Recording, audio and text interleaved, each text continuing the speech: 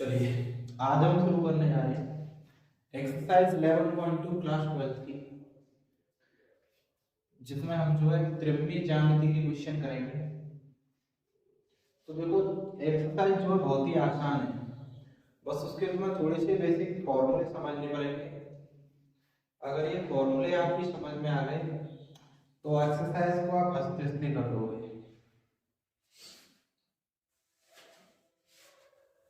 देखो सबसे पहला जो समझने वाला फॉर्मूला है वो है, यदि तुम्हें दिक् कोसाइन बिंदु दिए हों तो दो रेखाएं लंबवत होंगी। यदि तुम्हें दिक् कोसाइन पॉइंट्स दे रखे हैं और कह रहा है कि बताइए ये रेखाएं लंबवत होंगी, तो रेखाएं लंबवत कब होंगी? जब L1 into L2 plus M1 into M2 plus N1 into N2 बराबर हमारा 0 होगा। अब ये तुम्हें पिछली एक्सरसाइज में पता चल चुका होगा कि L, M और N हमारे दिक् कोसाइन होते हैं। L tan अल्फा होता था, M tan बीटा और जो N था वो tan गामा होता था। तो कहने का मतलब है जो पॉइंट्स दे रखे होंगे हम उन्हें L, M, N से दर्शाएंगे। तो L1 और L2 का मल्टीप्लाई, M1 और M2 का मल्टीप्लाई, N1 और N2 का मल्टीप्लाई और इन तीनों का जो योग होगा, सम होगा, वो अगर 0 है तो हमें जो दी गई रेखाएं हैं वो एक दूसरे के लंबवत होंगे। सेकंड पॉइंट है, यदि हमें केवल बिंदु दिए हैं, यानी कोसाइन बिंदु नहीं, सिंपल पॉइंट्स दिए हैं, बिंदु दिए हैं, तो हमें क्या करना है कि जैसे पॉइंट्स दे रखे हैं उनमें एक x1 होगा, एक y1 होगा, एक y2 होगा, सॉरी x1 होगा, y1 होगा, z1 होगा, दूसरे वाले ब्रैकेट में x2 होगा, y2 होगा, z2 होगा। तो हमें क्या करना है, x2 x1 करना है, तो हमें l मिलेगा। l कह सकते हैं या फिर a भी बोल सकते हैं। l हमारा दिक् कोसाइन है, a जो है वो दिक् अनुपात होता है। वो पीछे वाली तो लास्ट जो एक्सरसाइज हमने कराई थी 11.1 उसमें ये चीज पूरी क्लियर है, उसे तुम देख सकते हो अगर समझ में नहीं आता है तो। y2 y1 करेंगे तो हमें m मिलेगा या b मिलेगा, z2 z करेंगे तो n मिलेगा या c मिलेगा। क्लियर है? नेक्स्ट है, यदि हमें पॉइंट्स दे रखे हैं और अब रेखाएं समांतर हैं, लंबवत ना होगी समांतर हैं, तब वो रेखाएं समांतर कब होंगी कि a1 बट्टा a2 का मान, b1 बट्टा b2 का मान, c1 बट्टा c2 का मान, ये तीनों कैसे हो, बराबर हैं, तो रेखाएं आपस में समांतर होंगी। थोड़ी सी समझने में दिक्कत आएगी, लेकिन जब क्वेश्चन चलेंगे तो बहुत ही इजीली समझ में आ जाएगा। लेकिन इंपॉर्टेंट फॉर्मूलाज तो आप अपने नोटबुक में जो है नोटबुक में नोट कर लीजिएगा और इन्हें लर्न कर लीजिएगा, ठीक है? अगर इन फॉर्मूला को तुम याद कर लेते हो तो एक्सरसाइज बहुत ही सिंपल है। नेक्स्ट दे रखा है, यदि बिंदु दिए हैं और एक सदिश रूप दिया है, यानी मान लीजिए एक ब्रैकेट में पॉइंट्स दे रखे हैं 2 3 4, वो तो हो गए हमारे बिंदु, और एक सदिश रूप दिया, सदिश रूप यानी 3i + 2j + 5k, i j k के साथ में दिया है, वो हमारा वेक्टर रूप होता है। तो सदिश रेखा का जो समीकरण होगा, जिसे हम वेक्टर आर बोलते हैं, वो होगा a + λb, जहां पर जो a है वो बिंदुओं से बनने वाला वेक्टर होगा और जो b है वो हमें दे रखा है वो वाला होगा, लैम्बडा कांस्टेंट है, ऐसे ही रखना है। जहां पर a बिंदुओं से बना सदिश रूप है तथा b दिया गया सदिश रूप है, यानी जिस तरह से हमें b दिया होगा 3i + 2j + 5k, हमें बिंदुओं को भी उसी फॉर्म में i j k के साथ प्लस में लिखना पड़ता है और वो हमारा वेक्टर a बन जाता है। नेक्स्ट है कार्तीय रूप में समीकरण, यदि हमें अब पॉइंट्स दे रखे हैं कार्तीय रूप में उनका समीकरण बताना है, तो x - x1 y - y1 z - z1, x - x1 के अपॉन में l, y - y1 के अपॉन में m और z - z1 के अपॉन में m, जहां पर जो a के गुणांक होंगे, यानी जो वेक्टर a के गुणांक होंगे, यानी वेक्टर a के a में जो i j k दे रखा है उसके जो गुणांक होंगे वो x1 y1 z1 होते हैं, और जो b के गुणांक होंगे उन्हें हम lm मानते हैं, ठीक है? और आगे जो है सभी डाउट्स क्लियर हो जाएंगे तुम्हारे जब तुम वीडियो को पूरा देखोगे, और थोड़ा समझ में नहीं आता है तो वीडियो को बैक कर करके देख सकते हो, ठीक है? तो क्वेश्चन करते हैं, क्वेश्चन के साथ बेटर समझ में आएगा। देखो क्वेश्चन फर्स्ट बोल रहा है तुम्हारा, दर्शाइए कि दिक् कोसाइन पॉइंट्स दे रखे हैं, हमें जो है क्वेश्चन नंबर 1 में दिए हैं दिक क्वेश्चन पॉइंट, दिक कोसाइन बिंदु दिए हैं। अब क्या क्या दिए हैं? दो कोसाइन बिंदु 12/13 कॉमा -3/13 कॉमा -4/13, फिर दे रखे 4/13, 12/13,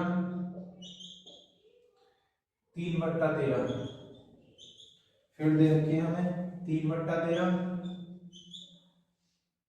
-4/13 और 12/13।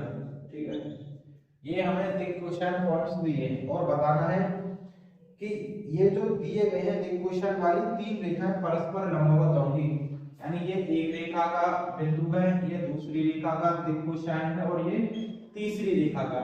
तो बताने है कि ये तीनों रेखाएं जो है एक दूसरे के लंबवत होंगी।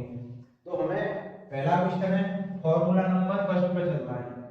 यदि दिक कोसाइन पॉइंट्स दिए हैं तो दो रेखाएं लंबवत होंगी जब L1 * L2 L1 * L1 L2 का जो योग है वो 0 हो। हमें केवल दो को लेकर चलना है, तीसरे को भूल जाना है। ठीक है, दो को लेकर चलना है। इसमें जो पहला वाला ये L1 है, ये M1 है और ये N1 है। ठीक है, ये वाला जो है L2 है, M2 है और N2 है। क्लियर है ना? फॉर्मूले में L1 * L2 L1 12/13 into L2 N2 यानी ये वाला 4/13। ठीक है, प्लस लग रहा है, प्लस लगा M1 * M2 -3/13 गुणा 12/13। ठीक है, प्लस लग रहा है, प्लस लगाओ N1 * N2 यानी N1 और N2 को मल्टीप्लाई करोगे -4/13 इंटू 3/13। क्लियर है यहाँ तक? देखो 12 चौक 48/13, 13 × 13 169, 169 हो गया, मल्टीप्लाई में है। अब यहाँ पे क्या है? प्लस 12 × 3 -36, यहाँ पे भी 169 आ गया, प्लस 4 × 3 = 12 माइनस का, यहाँ पे भी 169 आ गया। भिन्न सॉल्व करना तुम्हें अच्छी तरह आता ही होगा, 12th क्लास में हो। देखो एलसीएम मेरा 169 आ गया। ठीक, ऊपर वाले को मुझे चेक करना है, तो 48 - 36 - 12, 48 में से 12 गया तो 36 बचा, 36 - 36/169, यानी मेरे पास 36 - 36 0/169, और 0 में जब हम किसी भी संख्या का डिवाइड देते हैं तो हमें मिलता है 0, यानी हमें पता पड़ गया कि जो L1 * L2 plus M1 * M2 plus N1 * N2 की जो वैल्यू है वो कितनी मिल गई हमें? 0 मिली। अतः दिए गए बिंदुओं पर रेखाएं परस्पर लंबवत होंगी। आंसर। ठीक है, इजी क्वेश्चन है, एक बार फिर समझ लो। ये L1 का मान है, ये M1 का है, N1 का है। फर्स्ट ब्रैकेट मेरा 1 1 का होता है, सेकंड ब्रैकेट 2 2 का, थर्ड ब्रैकेट 3 3 का। 3 का इसमें हमें कोई काम ही नहीं है। ठीक है, दो रेखा परस्पर समांतर है, तीसरी ऑटोमेटिक समांतर हो जाती है। तो इसमें क्या है, मैंने इस वाले फॉर्मूले से मैंने फॉर्मूलों को इस हिसाब से लिखा है क्वेश्चन वाइज, जिस क्वेश्चन में फॉर्मूला यूज होगा क्रम वाइज, इसीलिए बोल रहा हूँ फॉर्मूलों को ध्यान से देख लो। ठीक है, थोड़ा सा तरीका चेंज है क्योंकि मैं चीजों को थोड़ा इजी बनाने की कोशिश करता हूँ जिससे कि बेटर समझ में आ जाए। तो बस पहले वाले फॉर्मूले में रखोगे, भिन्न जो दे रखी है उसे फ्रैक्शन को सॉल्व करोगे, तुम्हें 0 मिल जाएगा, जो कि ये प्रूव करता है कि दी गई रेखाएं एक दूसरे के लंबवत है। ठीक है, नोट कर सकते हो वीडियो को पॉज करके। देखो क्वेश्चन नंबर 2,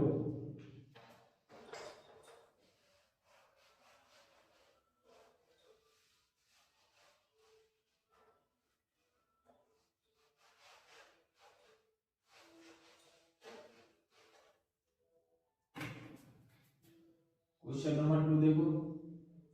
क्वेश्चन नंबर 2 कह रहा है दर्शाइए बिंदु 1, -1 2 3 4 -2 से होकर जाने वाली रेखा बिंदु 0 3 2 3 5 में से जाने वाली रेखा के लंबवत है। यानी हमें फिर से वही चीज प्रूव करनी है कि रेखा एक दूसरे के लंबवत है, लेकिन इस बार हमें कोसाइन पॉइंट्स नहीं दिए हैं, यानी एलिमेंट नहीं दिए हैं, हमें केवल पॉइंट्स दिए हैं। तो यहाँ पे देखो फिर दिए गए पॉइंट्स जो है हमें गिवन जो पॉइंट्स है वो कौन कौन से हैं वो लिखते हैं। वो दे रखे हैं 1, -1, -2, ठीक है।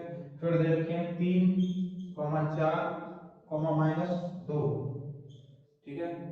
और फिर दे रखे हैं 0, 3, 2, और एक और दे रखा है 3, 5, 6, ठीक है। ये हमें पॉइंट्स दे रखे हैं। अब बताना है कि इनसे बनने वाली जो रेखा है वो एक दूसरे के लंबवत होगी। देखो क्वेश्चन नंबर 2 है, फॉर्मूला नंबर 2 पे जाइए। वो कह रहा है कि यदि केवल बिंदु दिए हैं तो x2 x1 करो, y2 y1 करो, z2 z1 करो। 3 बार करोगे 3 चीज मिलेंगी a b c, ठीक। अब तुम सोचोगे हमारे पास 3 तो यही है, फिर 3 ये है ना। तो जो मेरा फॉर्मूला है वो कहता है L1 L2 M1 M2 N1 N2, तो इससे मुझे मिल रहा है LMN। यानी अगर मैं पहले वाले में ये फॉर्मूला अप्लाई करूंगा तो मुझे मिलेगा L1 M1 N1, और इसी फॉर्मूले को जब दूसरे पॉइंट्स में लगाऊंगा तो मुझे मिलेगा L2 M2 N2। फिर मेरा सवाल पहले वाले जैसा बन जाएगा और मैं इस फॉर्मूले में रखकर इसे प्रूव कर दूंगा। कहने का मतलब है हम पहले इन पॉइंट्स से लेते हैं इस वाले से, ठीक है। इसमें मेरा मान ये x1 है, ये x2 है, ये x3 है ना। ये x1 है, सॉरी ये y1 है और ये z1 है। ये मेरा x2 है, y2 है और z2 है पहले वाले में। तो पहले वाले के लिए करोगे x2 x1, 3 1 करोगे, 3 1 बराबर मुझे मिलेगा 2। ये मेरा जो मान होगा वो L है ना, ये L1 होगा, क्योंकि पहले वाले में चल रहे हमारे पास 2 है। अगर सिंगल होता तो केवल L मान लेते। नेक्स्ट करोगे y2 y1, 4 1, और एक माइनस का है 4 -1, 4 करोगे माइनस और एक माइनस का एक है, तो 4 प्लस ये मुझे मिला 5। ये है मेरा m1। नेक्स्ट करोगे z2 z1, यानी -2, इसी का मुझे मिला माइनस का 4, जो कि मेरा n1 का है। अब मुझे पहले वाले पॉइंट्स पर ये मिल गया। अब मेरे फॉर्मूले में मुझे L1 M1 N1 ये तीन तो मिल गया, अभी मुझे चाहिए L2 M2 और M2। बहुत ही सिंपल है, मैं इस वाले से करता हूं। इसमें ये x1 है, ये y1 है, ये z1 है, ये x2 है, y2 है और ये z2 है। इस वाले से मुझे फिर निकालना है। देखो 3 0 करोगे तो मुझे 3 मिलेगा, जो कि मेरा L2 का मान होगा। नेक्स्ट 5 3 करोगे तो मुझे 2 मिलेगा, जो कि मेरा m2 का मान होगा। लास्ट 6 2 करोगे तो मुझे 4 मिलेगा, जो कि मेरा n2 का मान होगा। अब इसको भूल जाओ, मेरे पास L1 है, M1 है, N1 है, L2 M2 N2 है। दिखाना है कि ये परस्पर लंब है, इस वाले फॉर्मूले में रख दो। L1 L2 plus M1 M2 plus N1 N2 बराबर होना चाहिए 0। L1 की जगह L1 की वैल्यू 2 गुणा L2 मेरा 3 प्लस M1 की जगह मेरा 5 गुणा M2 की जगह मेरा 2 प्लस N1 की जगह मेरा -4 गुणा N2 की जगह मेरा 4, ठीक है। देखो 3 दूनी 6 प्लस 5 हो जाए 10 प्लस 4 6 माइनस का 16, 10 और 6 16 प्लस माइनस -16 बराबर 0। प्रूफ हो गया कि हाँ यस ये परस्पर लंब है। आंसर ठीक है, नोट कर सकते हो। वीडियो को पॉज करके आसानी से, कुछ चीज समझ में नहीं आती है तो बैक करके दोबारा देख सकते हो। और अगर तुमने फर्स्ट वीडियो नहीं देखी है तो 11.1 देखो, जिससे तुम्हें समझने में आसानी हो, ये एबीसी और एलिमेंट का लफड़ा समझ में आ जाए। ठीक है, बढ़ते हैं अपने नेक्स्ट क्वेश्चन की ओर। Question number 3।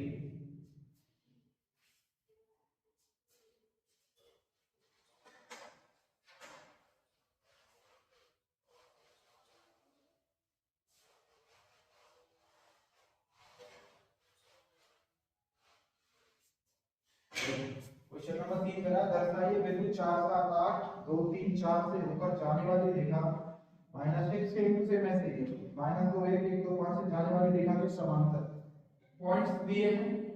इसी तरह मुझे एल निकालना है या एबीसी निकालना है। बस बोला समांतर है, समांतर के लिए मेरे पास कंडीशन है। तो पहले क्वेश्चन लिखते हैं, क्वेश्चन नंबर 3 जो हमें पॉइंट्स दिए गए हैं, जो पॉइंट्स दिए गए हैं वो है मेरे पास 4 7 8 4 7 8 दूसरे ब्रैकेट में है 2 3 4 2 3 4 फिर दे रखे हैं मुझे -1 -2 और 1 और फिर दे रखे हैं पॉइंट्स आ गया 1 2 5 1 2 5। चलो अब वो कह रहा है कि इनसे बनने वाली जो रेखा है इन पॉइंटों से है वो एक दूसरे के कैसे हैं, समांतर है। समांतर दर्शाने के लिए मुझे ये फॉर्मूला लगाना है। तीसरा क्वेश्चन, तीसरा फॉर्मूला यानी a1 a2 b1 b2 c1 c2 तीनों का जो अनुपात है, तीनों का जो सॉल्यूशन हल है वो कैसा होना चाहिए, बराबर एक ही जैसा। अब मुझे ये तो पता पड़ गया एक ही जैसा होना चाहिए, लेकिन मुझे a1 चाहिए, a2 चाहिए, b1 चाहिए, b2 चाहिए, c1 चाहिए, c2 चाहिए। कोई नहीं, हमें पता है जैसे हम एल एम निकालते थे ना, वही मान ए बी सी के होते हैं। यानी पिछले वाले क्वेश्चन की तरह माइनस करके एल एम के मान निकाले थे L1 M1 N1, बस उनकी जगह A1 B1 C1 लिखना है। तो कंडीशन सेम वही अप्लाई करनी है। तो चलो पहले निकालोगे x2 x1 इसके वाले से 2 4 करोगे तो माइनस का 2, ये मेरा L1 होता था। L को मैं A लिख सकता हूं, मैंने यहाँ पे लिख दिया, इसे मैं A1 करूंगा, ठीक है। y2 y1 3 7 is equal to -4, ये मेरा B1 हो गया। 4 8 इज इक्वल टू -4, ये मेरा C1 हो गया। ठीक इसी तरह अब मैंने इससे करना है 1 माइनस, यानी ये मेरा दूसरा पार्ट आ गया x2 x1 1 -1 बराबर -+2 आ गया, ये मेरा a2 है। फिर करना है मुझे 2 -2 इज इक्वल टू 4, ये मेरा b2 है, ठीक है। तीसरा मुझे दिया 5 -1 इज इक्वल टू 4, ये मेरा c2 है। अब मेरे पास a1 है, b1 है, c1 है, a2 है, b2 है, c2 है। कहने का मतलब है पूरा सेटअप मेरे पास है। इस फॉर्मूले को अप्लाई करके इस सवाल को हम आसानी से कर सकते हैं। अप्लाई करो a1 a2 बराबर b1 b2 बराबर c1 c2। इस फॉर्मूले को हम इसलिए लगा रहे हैं क्योंकि सवाल बोल रहा है कि जो दिए गए बिंदुओं हैं उनसे बनने वाली जो रेखा है वो एक दूसरे के समांतर है। जब लंबवत हो या लंब हो तो इसको लगाएंगे, जब समांतर हो तो इसे लगाएंगे, टेंथ का फॉर्मूला है, ठीक है। देखो a1 का मान मेरे पास -2 है बटा a2 का मान मेरे पास 2 है बराबर b1 का मान -4 है, b2 का मान मेरे पास केवल 4 है बराबर c1 की वैल्यू मेरे पास -4 है और c2 की 4 है। 2 से 2 बटा माइनस बचा और 2 का 2 एक बार गया बराबर 4 से 4 बटा माइनस बचा, 4 का 4 में भाग एक बार गया बराबर माइनस बचा, 4 से 4 एक बार गया।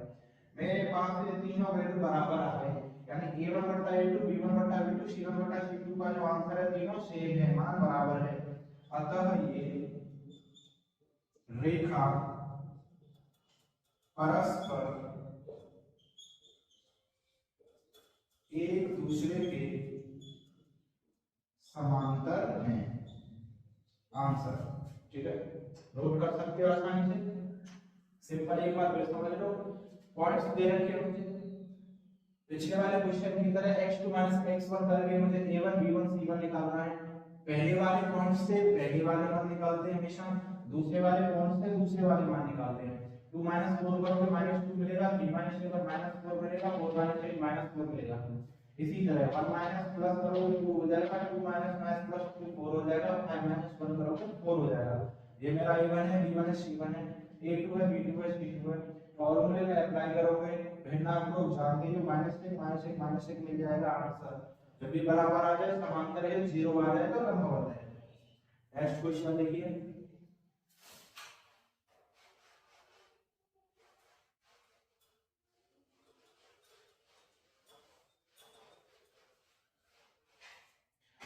आगे वाला क्वेश्चन नंबर 4 कह रहा है मेरा कि बिंदु दिए हैं 1 2 3 से गुजरने वाली रेखा का समीकरण ज्ञात करो जो सदिश 3 + 0 - 2 के समांतर है। बहुत ही इजी क्वेश्चन है, बहुत ही सरल क्वेश्चन है। देखो एक तो मुझे बिंदु दिए हैं, थोड़ा क्वेश्चन को समझना, ये क्वेश्चन है तो इससे 4 5 6 आगे के क्वेश्चन हो जाएंगे। बिंदु जो दिए गए हैं वो है मेरे पास 1 2 3, 1 2 3, ठीक है। फिर कह रहा है कि सदिश दिया है, एक मुझे सदिश दिया है, सदिश यानी सदिश रूप दिया है, वो है 3i + 2j - 2k, 3i + 2j - 2k, ठीक है। 3i + 2j + 2j - 2k। अब वो कह रहा है इसके समांतर है तो रेखा का समीकरण ज्ञात करो। देखो बिंदु दिए हैं, एक सदिश दिया है, तो रेखा का समीकरण होता है, रेखा का समीकरण बराबर होता है जिसे हम वेक्टर आर भी बोलते हैं, vector a + lambda b vector का, जहां पर b का मतलब जो दूसरे नंबर पे है ये मेरा b है और a का मतलब ये a है। लेकिन ये तो मेरे पास वेक्टर भी है क्योंकि सदिश फॉर्म में है तो वेक्टर भी है, वेक्टर का मतलब ही सदिश है, लेकिन ये सिंपल a है, इसको मुझे वेक्टर बनाना है। तो मुझे वेक्टर बनाने के लिए क्या करना पड़ेगा, इसको i j k के साथ लिखना है। तो एक है यानी एक i यानी i प्लस लगाओ, दो है यानी 2j प्लस तीन है तो इसे लिखूंगा मैं 3j। अब मेरे पास परफेक्ट वैल्यू है वेक्टर a की, वेक्टर a है, वेक्टर b दिया है, वेक्टर a यानी सदिश a, सदिश a है, सदिश b दिया है, इसमें रख दो। पहले लिखोगे वेक्टर a यानी इसका मान i + 2j + 3k, ये k है, ठीक है। प्लस वाला प्लस लगाओ, लैम्ब्डा वाला लैम्ब्डा लगाओ, क्वेश्चन b का मान b की जगह रख दो, 3i + 2j - 2k, लिख गया ना, आंसर है, बात खत्म। बहुत ही इजी क्वेश्चन है, कुछ नहीं करना है। सदिश का मतलब ये होता है i j k के साथ में रखना। तो ये तो मेरे पास i j k में किताब में दिया है, एनसीईआरटी तुझे दे चुकी है तुम्हें, सदिश रूप है, लेकिन ये बिंदु रूप है। तो बिंदु को सदिश में बनाने के लिए पहले वाले के साथ i, दूसरे के साथ j और तीसरे वाले के साथ k का जो मल्टीप्लाई कर दो यानी k के साथ जोड़ दो, बस सबको प्लस में कर दो, ठीक है। तो बस मैंने i को 1i यानी i, 2 × j यानी j और 3 × k × 3k प्लस प्लस आगे लिख दिया, इसको एक ही जगह रख दो, प्लस लैम्ब्डा b की जगह रख दो। ये मेरे पास फॉर्मूला होता है ये वाला, ठीक है। आसान है क्वेश्चन, आसानी से समझ में आ गया होगा तुम्हारे, इसमें ऐसा कोई भी टफ काम नहीं है, इजी है अगर तुम्हें फॉर्मूले याद है तो। नेक्स्ट क्वेश्चन देखते हैं।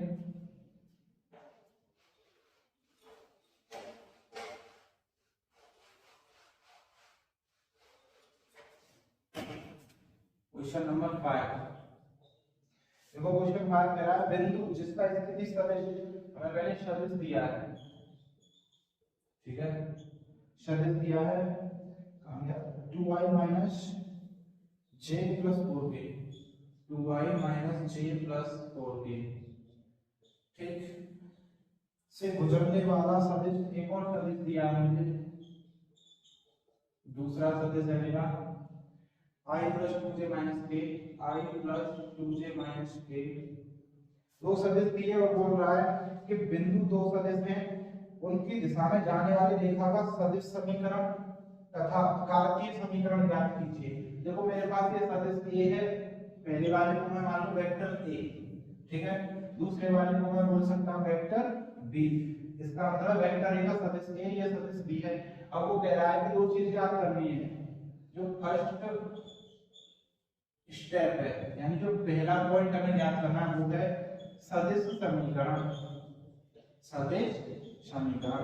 अभी हमने क्या था, सदिश समीकरण होता है vector a + lambda vector b, ठीक, रख दो वेक्टर a की जगह वेक्टर a की value 2i - j + 4k plus plus lambda की जगह लैम्ब्डा, b की जगह b की वैल्यू i + 2j - k, खत्म आंसर, ठीक है। अभी ये तो एक आंसर हुआ, दूसरा कह रहा है कार्तीय समीकरण ज्ञात कीजिए, यानी अभी मुझे सेकंड स्टेप भी उठाना है, ये भी फॉलो करना है। तो कार्तीय समीकरण के लिए देखो ये रहा, बहुत ही सिंपल है, x minus x one upon l, y minus y one upon l, z minus z one upon l. ठीक है, सब कुछ लिखा हुआ है, क्रम वाइज फॉर्मूले हैं, जैसे जैसे क्वेश्चन है वैसे वैसे फॉर्मूले हैं, ज्यादा हार्ड सिस्टम नहीं है। ठीक है, आसानी से समझ जाओगे।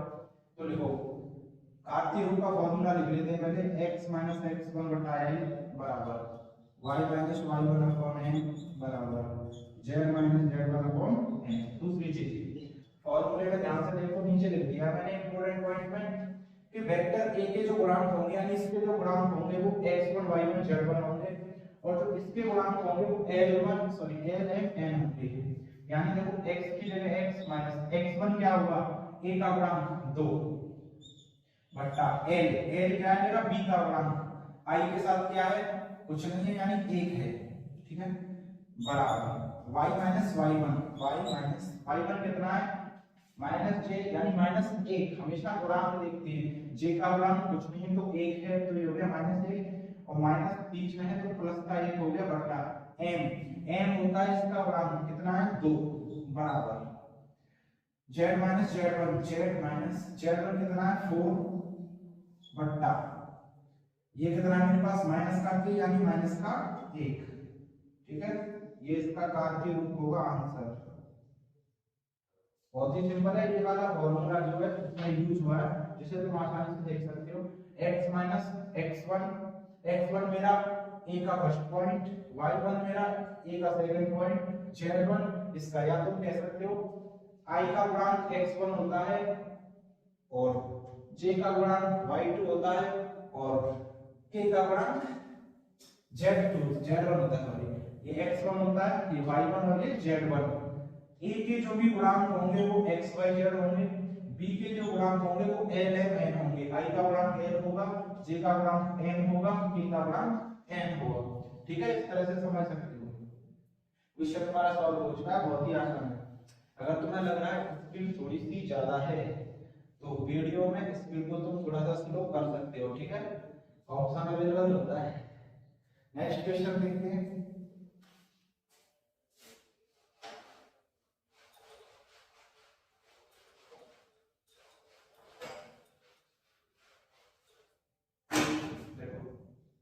क्वेश्चन नंबर 6, क्वेश्चन 6 कह रहा है उस रेखा का कार्तीय समीकरण ज्ञात कीजिए जो बिंदु -2 4 -5 से जाता है और x + 3/3 बराबर y - 4/5 एंड z + 1/6 के समांतर है।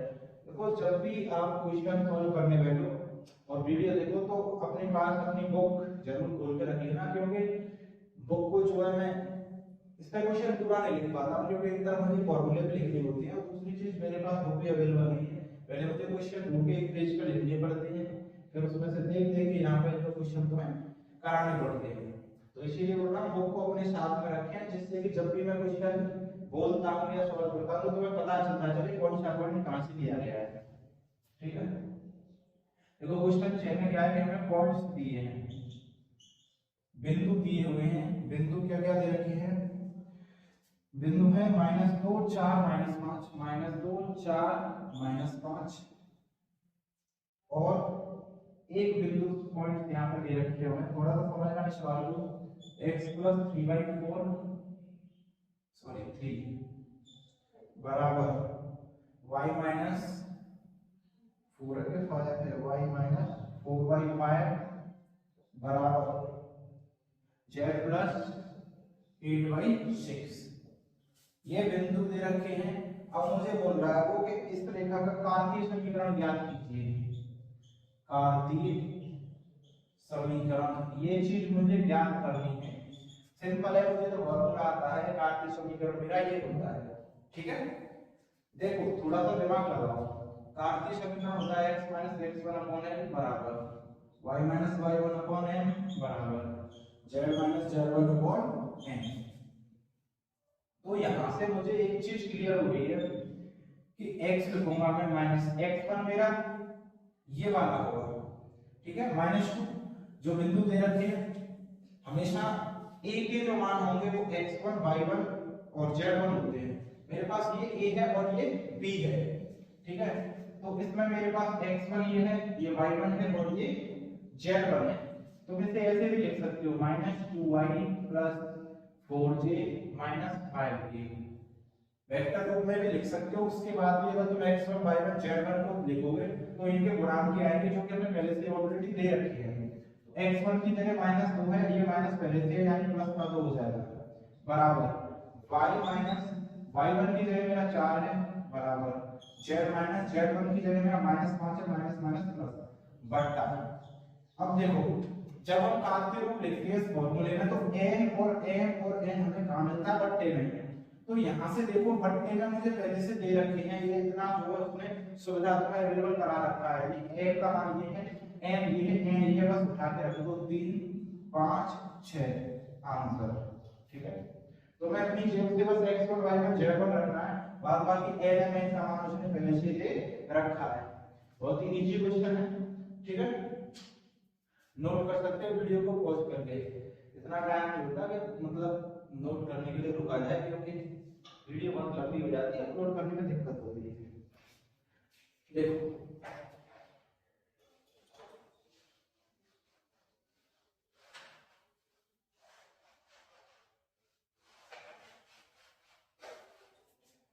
नेक्स्ट क्वेश्चन देखो, क्वेश्चन नंबर 7। एक रेखा का कार्तीय समीकरण x माइनस 5/3। देखो अब हमें कार्तीय समीकरण दे रखा है, कार्तीय समीकरण जो दे रखा है वो है x माइनस 5/3 x माइनस 5/3 बराबर y प्लस 4/7 बराबर z माइनस 6/2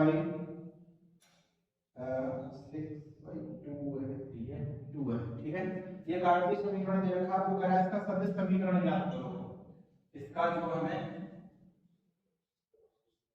सदिश समीकरण ज्ञात करना है। देखो सदिश समीकरण होता है मेरा vector a plus lambda b vector, यही तो होता है, हम निकाल चुके हैं पहले क्वेश्चन में, और ये लिख रहा हमारा। यानी मुझे क्या क्या चाहिए, वेक्टर a चाहिए, वेक्टर b चाहिए। अब थोड़ा सा दिमाग लगाओ, सबसे इजी क्वेश्चन है, जब हमें वेक्टर a और वेक्टर b दे रखा हो तो हम कार्तीय रूप में बदलते हैं। उसमें क्या करते हैं, जो वेक्टर a के सदिश के जो i j k के गुणांक होते हैं वो मेरा x1 y1 और z1 होता है। यानी मुझे पता पड़ गया कि वेक्टर a में i j और k, वेक्टर a के लिए इसके गुणांकों को हम x1 y1 z1 बना के कार्तीय रूप में रखते थे। अब ये कार्तीय रूप दे रखा है, यानी मुझे पता पड़ गया, यहां से देखो माइनस फॉर्मूले में होता है, कार्तीय रूप के फॉर्मूले में माइनस माइनस होता है, यानी यहां से मुझे पता पड़ गया ये 5, ये तो मेरा x1 है 4, अब ये प्लस है, और फॉर्मूले में होता है कार्तीय रूप में माइनस, तो माइनस प्लस कब हो सकता है, जब माइनस माइनस प्लस होता है, यानी ये 4 नहीं, मुझे पता पड़ेगा माइनस का 4 होगा, तभी तो -4 यहाँ पे रखेगा, प्लस हो जाएगा माइनस माइनस। उसके बाद -6 है, माइनस फॉर्मूले में होता है, यानी ये प्लस का 6 होगा, ये मेरा a का मान आ गया, ठीक है। अब b की बात करते हैं, तो मुझे पता है कि b का जो गुणांक होता है i j k का, वो l m n का वैल्यू होता है, और उसे हम कार्तीय रूप में नीचे रखते हैं, यानी ये मेरे l m n है, ये हो जाएंगे 3i plus 7j plus 2k। अब क्या करना है, इस पर देखो 5i minus 4j plus 6k plus lambda की जगह लैम्बडा, b की जगह ये वाली value 3i plus 7j plus 2k, ठीक है। आंसर बहुत ही इजी क्वेश्चन है, एक बार फिर से समझ लो। कार्तीय समीकरण दे रखा है x minus 5/3 y plus 4/7 z minus 6/2। अब बोला है इस सदिश के रूप में जो है i plus j plus k के फॉर्म में इसको हमें निकालना है।